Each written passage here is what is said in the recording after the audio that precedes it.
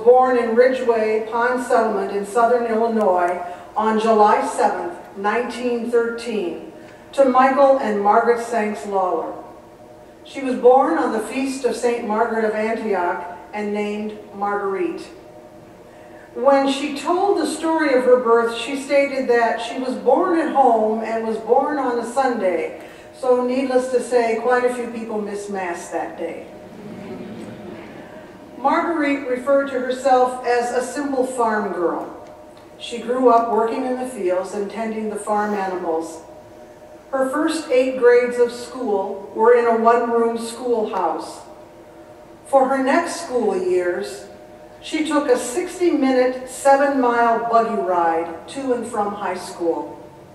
She once remarked that people could set their clocks by the time the Lawlers drove past their property.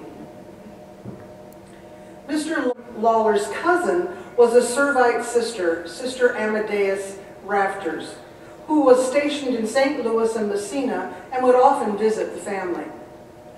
She had prayed that Marguerite would become a servant of Mary.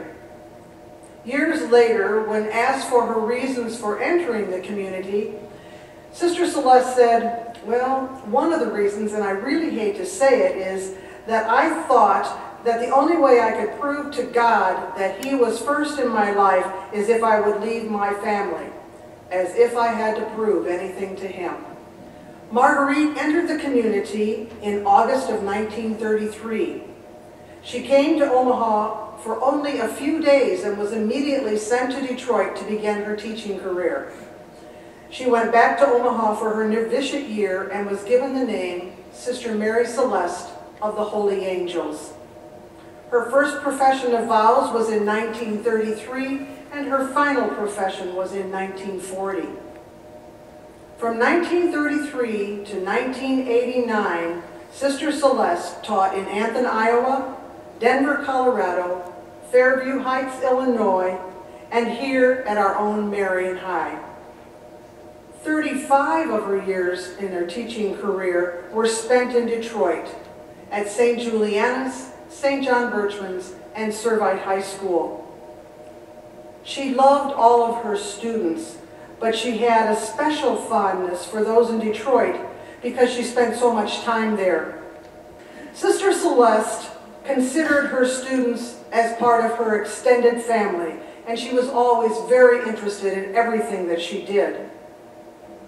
She had a self-contained classroom when she was in the grade school, and she often taught English.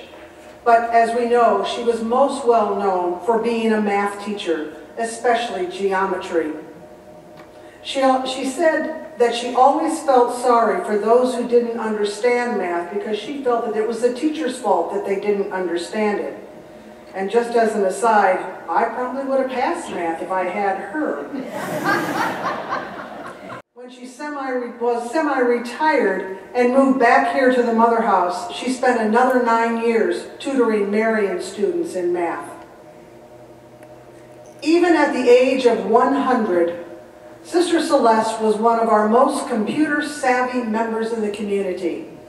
She had countless numbers of contacts with family and former students via email and Facebook.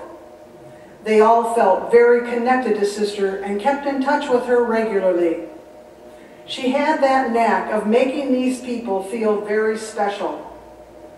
In my few years as provincial, Sister Celeste told me on a number of occasions that she wanted to go be with the Lord. And why did she have to wait so long to do so?